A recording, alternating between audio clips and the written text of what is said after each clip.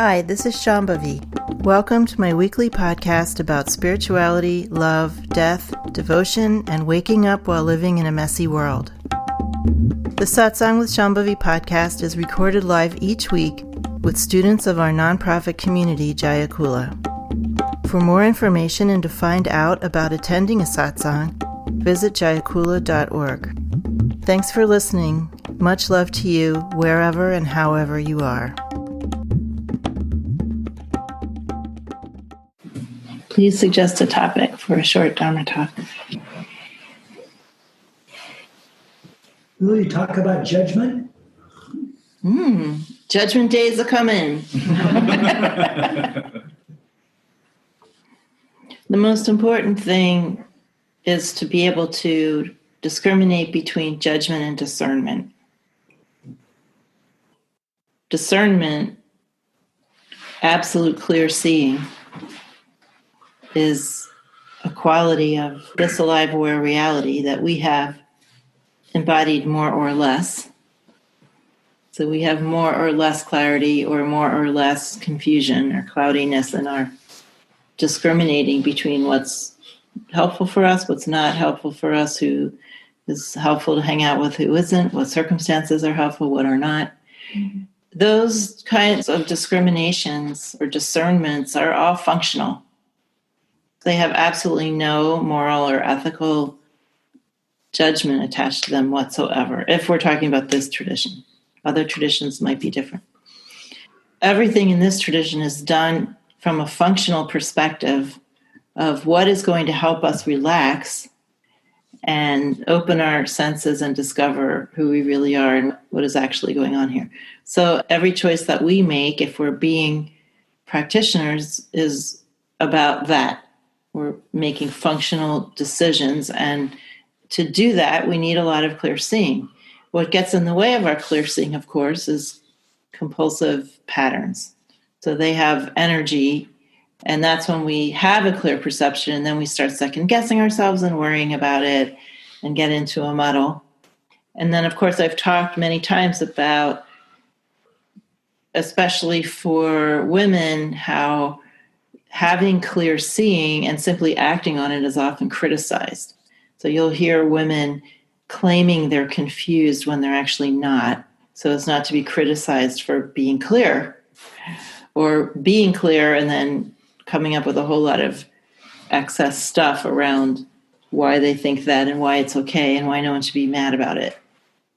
So judgment, usually we're saying something is right or wrong in some kind of absolute way, or we're saying that someone is good or bad in some particular way, or we're saying things about others or thinking or feeling things about others that cause more separation. So I can use my clear seeing and my discernment to say that somebody's behavior is harmful, or if someone's really violent, that someone should be separated so they don't hurt people. But I don't have to condemn the person.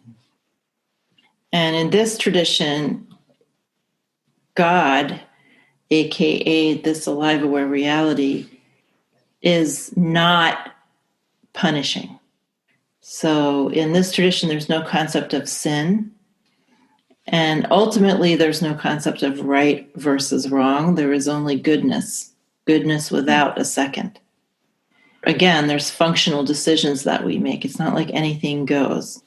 But those decisions are not based on some absolutist or dogmatic moralism or ethics, because everything here is made of that one subjectivity, that one alive awareness.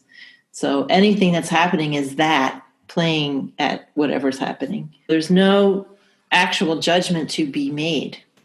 We only make judgments out of a feeling of separation and all the vulnerability that comes with.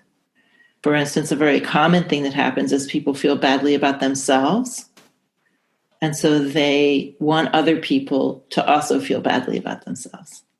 Or they feel threatened in some way, and so they separate off into clumps based on whatever, a neighborhood, a family, some sort of identity of some sort, and they clump together and then criticize and judge everybody else. That's based on that fundamental sense of separation and threat. If we don't feel separate from anything, then there's not really any threat. And one of the bitter medicines, as Lakshmanji puts it, of waking up and discovering that all of the little pleasures you got judging other people and stomping around and complaining about how other people are wrong or bad in this way that's not functional, in this way that's more about self-definition. You're defining yourself against other people. That's a bitter medicine to understand that all of those judgments are relative. Even the most standard accepted judgments of the Abrahamic traditions, that someone who murders someone else is a bad person, or that evil exists, or that punishment is deserved. It's a bitter medicine for some people to wake up enough to recognize that none of these things hold water with God. I always like to use the example of punishment because I think it's relatively easy, if you have a certain amount of open-heartedness, to achieve distance from the idea that we should be punishing each other. And again, it's not to say that some people don't need to be separated because they're harmful, but this idea of punishment, who do we think we are really going around punishing people? What is punishment really? What are we actually punishing? We're punishing someone for being limited. We're punishing someone for being in pain. We're punishing someone for responding to an environment that they have no control over. Even in ordinary terms, without any spiritual tradition attached to it, the idea of punishment makes no sense whatsoever. It is really a religious idea that has infected secular society, that we have a right to punish people for their wrongdoings, or that it's even any kind of a solution. I don't know that even that many people think it's a solution. They just think you did something wrong. You deserve punishment. What does that mean? People who get to the point where they've done something that would garner punishment have already been punished by whatever conditions they were in that led to that moment. What people need is reintegration. They need inclusion. They need love. They need to feel valued. Punishment is absolutely counterproductive for anything we might want for humane society. So I think it's easy to kind of grok that on some level, but it's harder to let go of our feelings like someone else is wrong or bad or maybe even evil. I've even heard people in yoga communities, someone does something wrong and they talk about that person as evil and they feel so put upon by whatever somebody did, stole something or misbehaved in some way. And I feel like, what tradition are you in that you would accuse someone else of being evil if there's only one self here?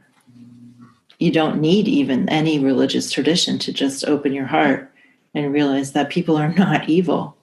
They're just responding to things.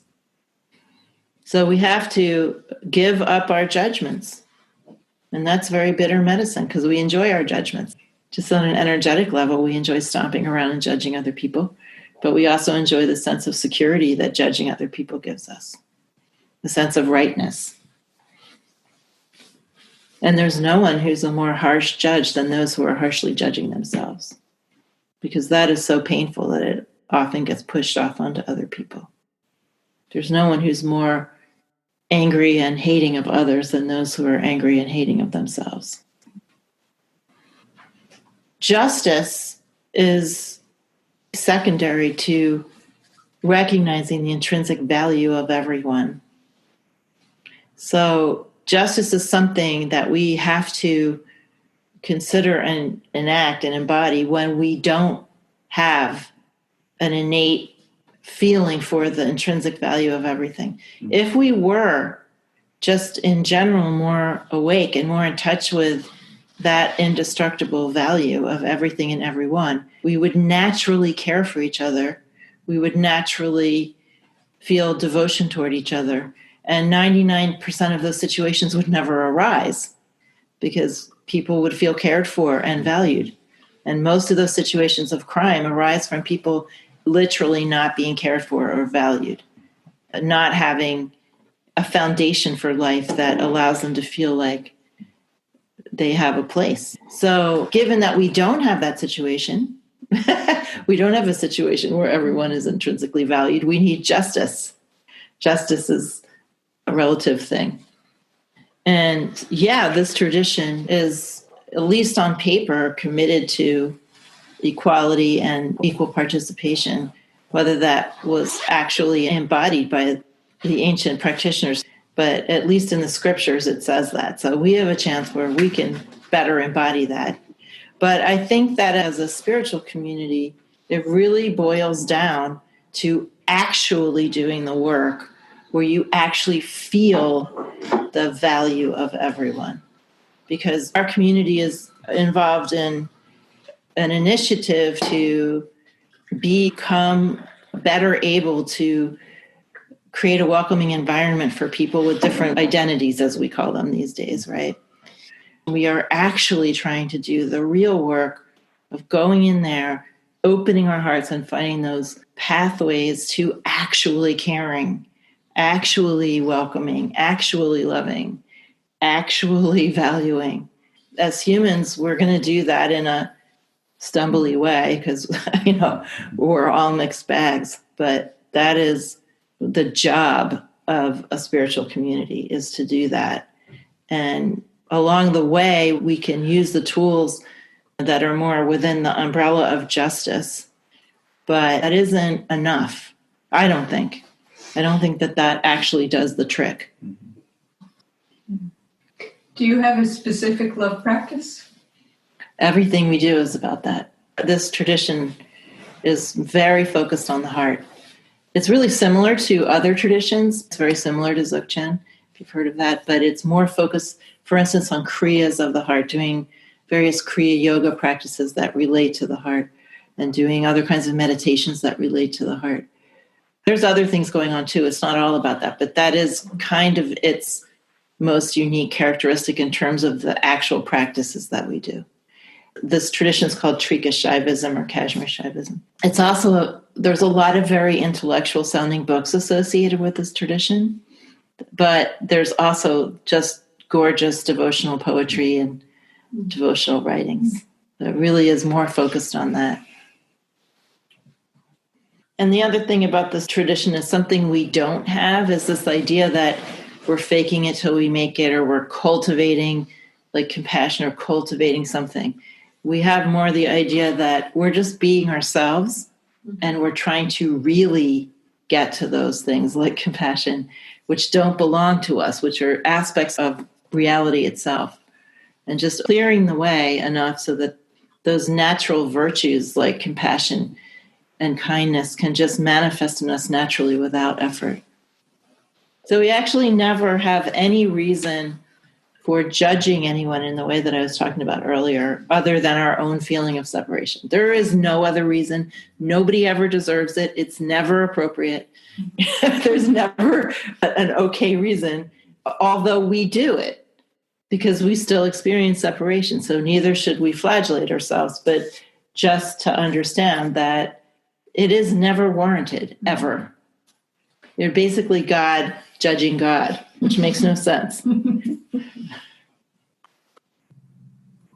We should always be modest in our goals of what we can do.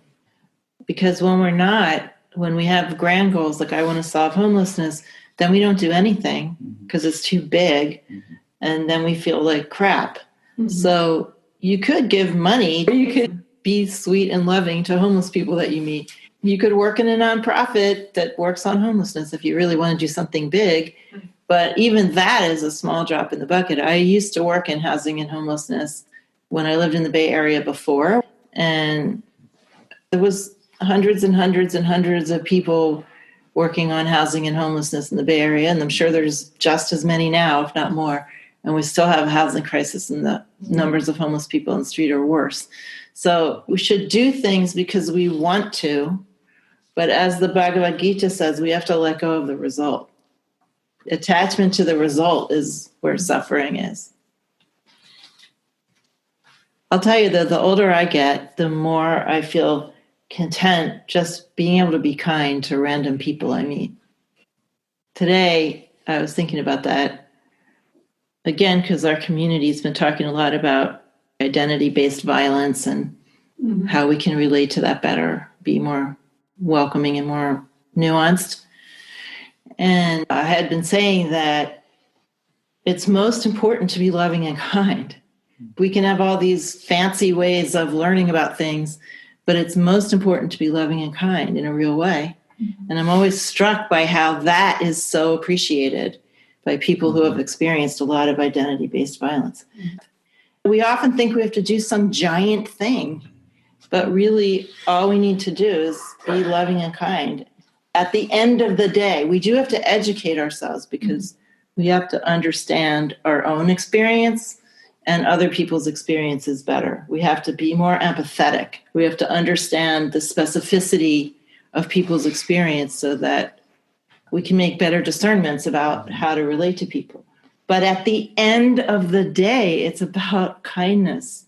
At the end of the day, it's about genuine valuing of people, genuine expressions of kindness and love, more than anything else. And I've just found this consistently after pretty much a lifetime of working in social justice. And there's a lot of structural things that need to happen. But when we're talking about on a day-to-day level, we need to get beyond fear. We need to get beyond everything and just be able to genuinely, spontaneously open our hearts to people.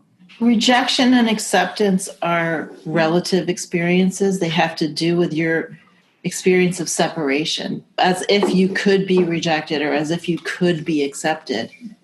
The fact of the matter is that you are already always included. You are already always accepted. You are already always never rejected. You were born in this body. You were born in this realm. You belong here 100%, same as everybody else. And you are 100% included already. The inner feeling of, this is my world. I was put here in this reality, and I belong here always, without question. And I'm just as valuable as anything or anyone else. That's where we want to find our refuge. The most important thing, again, is that we become genuinely kind, genuinely able to connect to other people, genuinely seeing the unique dimension of other people, genuinely getting our heads out of our butts. Genuinely becoming other-focused, not self-focused.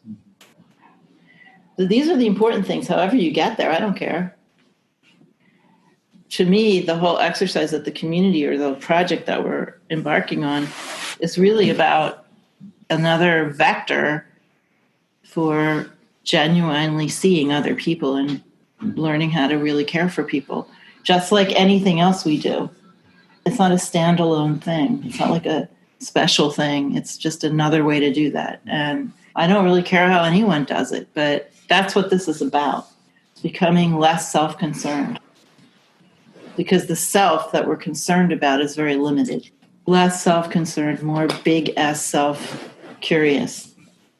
The hothouse of self-concern at this particular period in history, in this particular country, in this particular kind of group, it's just suffocating. It's suffocating you all. This has been a recent experience of mine, not here, but somewhere else.